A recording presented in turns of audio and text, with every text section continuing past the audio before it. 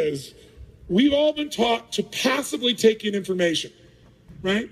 So if you're sitting here right now, even if you're having a good time going, well, this is interesting, or this makes sense, or man, he has big teeth, or whatever you're thinking inside your head, you know, if you're sitting here and you're passive, even if you're having a good time, the state of mind you're in gets linked to what you're learning.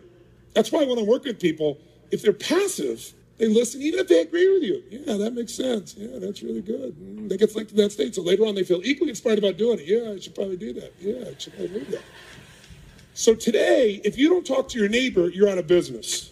Today, if you wait for someone to tell you what to do, it's over, especially in a relationship. If you're going to make anything happen today, it has to be completely proactive and different, and yet we're all still hypnotized. So I'm going to ask you to try something new, and that new thing is this.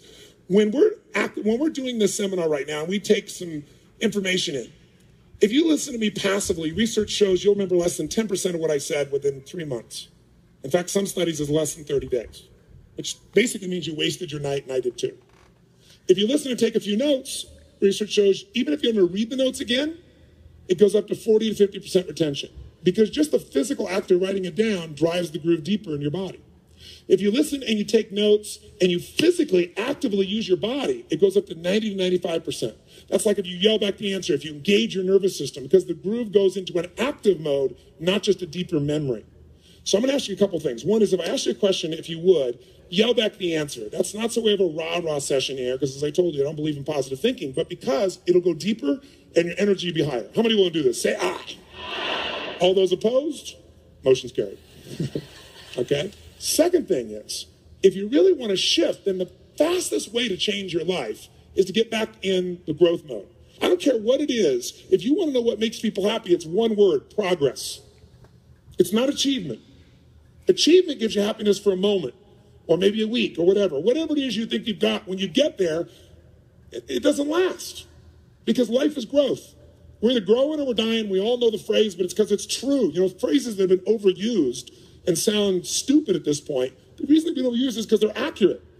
And if you're going to be alive, progress is it. If you want your body to feel alive, you got to make progress.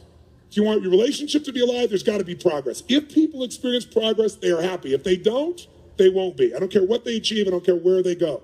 So progress, if you're going to make it, the first place to start to get it is be like a kid again.